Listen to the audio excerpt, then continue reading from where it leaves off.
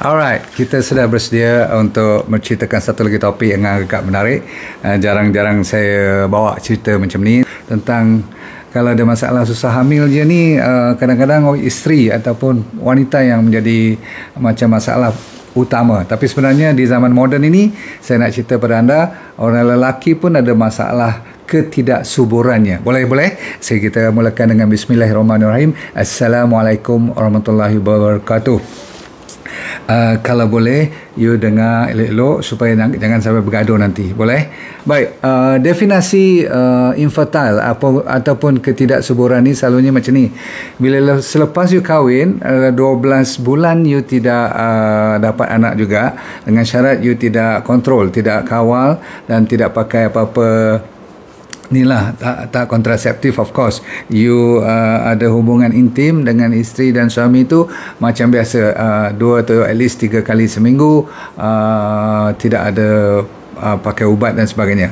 Kalau masih tidak ada baby selepas 12 bulan, itu dinamakan infertile ataupun you kena buat sesuatu yang lebih drastik. Okay. Yang penting ialah anda kena fikirkan tentang apa masalah sebenarnya. 30% adalah masalah daripada wanita, 30% masalah lelaki. Itu dia. 30% masalah dua-duanya sekali. Dan 10% buat apa pun, kalau tak ada rezeki, Tuhan tak bagi, berarti tak ada rezeki. Okay, jangan kita nak bergaduh pula, tak redor dan sebagainya. Ada cara-cara lain lah. Kalau dah sampai 5-10 tahun tak dapat tu, kita ada cara lain lagi. Tapi tujuan hari ini kita nak fokus yang 30% yang datang dari lelaki tu, yang kalau kita tak ada ego, kita boleh letakkan ego ke tepi dan kita dengar cerita pada hari ini. Ada 10 yang boleh saya bekalkan kepada anda. Yang penting sekali, kajian telah banyak dijalankan mengatakan kalau zaman sekarang ni 50% daripada sperma kita sudah pun menurun kalau dibandingkan dengan Tok Wan kita, dengan atuk kita 40-50 tahun dahulu. Baru 40-50 tahun dahulu, sekarang dah sampai peringkat 50% dah turun. Contohnya macam ni, ada satu kajian daripada 2017 dia buat kajian ni, mengatakan dia ikut daripada tahun 73 hingga 2011. Tak berapa banyak tahun lah, lebih kurang 40 tahun sahaja. Dia mendapati daripada 99 million sperma, dia punya hitungannya 99 million per meal, setiap satu meal, sampai bila 2011 tu cuma tinggal 47 million. Berarti hampir 50 ke 60% dah per meal punya hitungan dah menurun. Itu berarti kalau trend ni atau fashion ini menurun lebih kurang 1 hingga 2% setiap tahun, lagi 40 tahun tinggal 20% je lah. You nak tahu tak, kalau 20%, bukan 20% macam mana? Maksudnya tinggal 20 million saja. 20 million memang akan menjadi masalah, susah nak hamil. Bahkan bawah pada 40 million setiap satu mil pun, sperma punya hitungan tu dah menjadi satu kesusahan. Dan zaman sekarang ni, tahun 2022 ni, kita kalau ikut trend ini hanyalah lebih kurang tinggal 45-40 million per meal. Sebab itulah susah zaman sekarang ni kadang-kadang mendapat baby. Faham? Jadi tuan-tuan sekalian, ni salah satu punca utama sekali zaman sekarang, tetapi kita kena tahu sebabnya. Nombor 1 sebabnya masih lagi di peringkat apa yang kita makan, apa yang kita minum, apa yang kita hidu, apa yang kita pakai kat kulit kita. Maksudnya chemical. Apa saja bahan-bahan toksik yang masuk, bahan kimia yang masuk dalam badan kita secara sedar atau tak sedar, inilah sebenarnya punca utama yang telah dibuat kajian pun, bukan direka-reka ataupun kita agak-agak saja. Jadi ini bukan persepsi.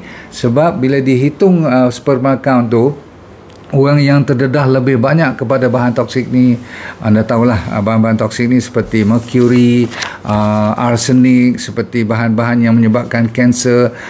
You pernah dengar kan, benzodiazepine, benzoalfa-pyrin, bisphenol A, BPA tu yang kadang-kadang datangnya daripada pesticide, ada datang daripada plastik, ada datang daripada baju-baju kita, seluar-seluar kita yang dibuat daripada special plastik material. Lepas tu kita punya Teflon. Ingat tak dulu yang saya cerita pasal masak-masak yang non-stick semua tu? Kalau bahan-bahan yang tak boleh bakar dan sebagainya ni, bahan tu kena kat badan kita, lama kelamaan dia akan resap dan dia akan pergi ke bahagian testis, maka sperma akan terganggu. Satu daripada hitungan. Nombor dua, daripada segi kualiti. Bila keluar sperm ni pun dahlah sikit, lepas tu dia punya kekuatan dia, daya lawan dia pun, kadang-kadang dia boleh berenang tu straight dia pergi, kadang-kadang tu dia berterabur lari kiri kanan, tak sampai ke fallopian tube. Walaupun isteri dah sediakan telur dan sebagainya, dia tak sampai juga lagi. Pasal apa? Dia tak larat. Kadang-kadang lepas pancutan tu saja dia dah mati pun. Tersadai kat situ. Ni cakap macam main-main, tetapi sebenarnya realitinya berlaku. Maka bila doktor cek, ada satu lagi tu bahagian kualiti sperma dalam bentuk semen atau air mani tu dicek betul-betul. Tapi nombor dua, yang besar punya masalah ialah disebabkan masalah genetik pun ada juga. Kadang-kadang kita tak sedar lelaki yang dilahirkan sudah pun bermasalah daripada zakarnya sendiri, dan juga buah zakarnya pun, testis dan penis dia sendiri dah ada masalah dari segi saiznya, dari segi powernya, dari segi masalah kadang-kadang zaman moden ni masalah intersexuality. Dia sampaikan dari sudut genetik kita tu kalau bermasalah, dia boleh campur aduk sikit. Zaman-zaman moden ni ada yang tunjuk karakteristik lelaki pun ada, karakteristik perempuan pun ada. Ada yang lelaki sampai dah ada payudara pun. Jadi kes-kes sampaikan tidak berfungsi lagi pun banyak. Walaupun dia nampak macam lelaki, tapi bahagian gonad dia, bahagian dia punya private partnya agak tidak memuaskan. Faham? Okey. Nombor dua, itu punca utama. Nombor tiga ialah kalau mereka yang masih lagi menghisap rokok, tolong berhenti. Mereka yang ada masalah obesity, sebab bila satu lagi sebab kepanasan bahagian private part kita, tempat tu terlalu panas. Seluar ketat, kerja tempat panas, kerja di kelang-kelang yang macam berapi. Lepas tu you kalau tengok pakaian tu, kalau kadang tu dia sampai terhimpit badan kita tu. Sebab tu Tuhan jadikan buah zakar tu keluar daripada badan untuk menyejukkan kawasan itu. Tapi kita lekatkan balik ke badan kita, lama kelamaan berjam-jam. Kadang-kadang you bawa kereta, you tak sedar, pergi sampai Alor-Setar, sampai Kelantan, semua tak inilah, maksud tak longgar seluar you tu semua. Jadi ini pun salah satu daripada punca utama. Lagi lepas pada panas tu, kalau anda tengok ada lagi pestisida yang paling menakutkan zaman moden ni ialah datang daripada gergasi factory-factory seperti you pernah dengar kan, ubat-ubat seperti Roundup, seperti apa lagi, pestisida yang selalu diguna pakai di ladang-ladang lah. Dan kalau you tengok company seperti Monsanto okey, tak apa, nama ni semua orang dah tahu, tapi yang pentingnya ada satu jenis yang bahannya namanya phthalates. Phthalates ni adalah menyebabkan kanser pun. Dan kalau dah jadi cancer of the testis, yang paling common sekarang zaman anak-anak muda yang baru baru kahwin dan sebagainya, tahu-tahu dah kena buang sebelah kadang-kadang. Menakutkan juga kan, testicular cancer. Sebab apa?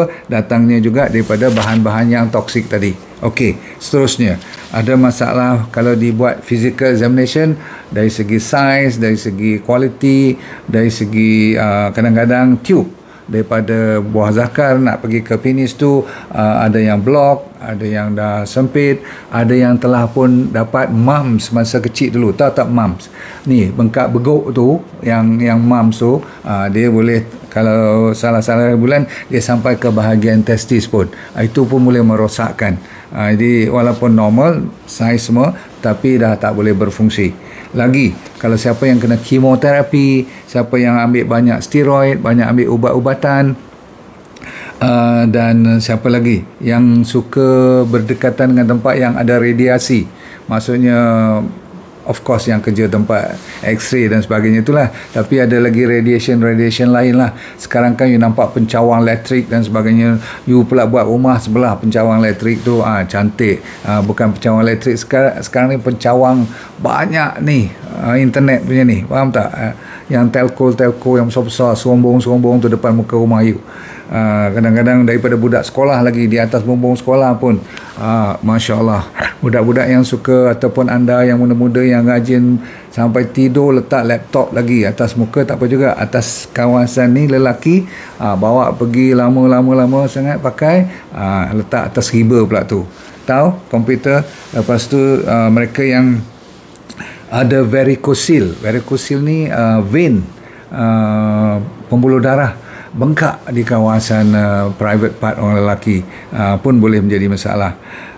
Saya dah cerita tadi, kalau mereka yang kalau saya nasihatkan daripada sekarang, jaga semua ni chemical, bahan-bahan you letak ke atas muka you. Orang lelaki pun sekarang pakai shampoo, pakai minyak-minyak wangi yang pakai scented, bukan original tapi baunya macam original, baunya macam branded, tetapi sebenarnya itu semua sintetik.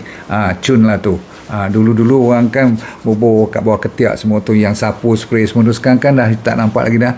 Sebab itu pun penyebab masalah utama penyakit. Okey. Selepas pada tu kita tutup cerita dengan apa nak buat.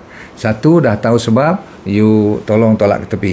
Yang masuk gym, saya lupa nak kata tadi, tolong buang ke tepi yang you punya protein, apa orang panggil, protein supplement, protein shake tu. Okey, jaga baik-baik. Okey, banyak orang bermasalah sampai daripada fatty liver sampai masalah nak dapat zuriat pun. Baik.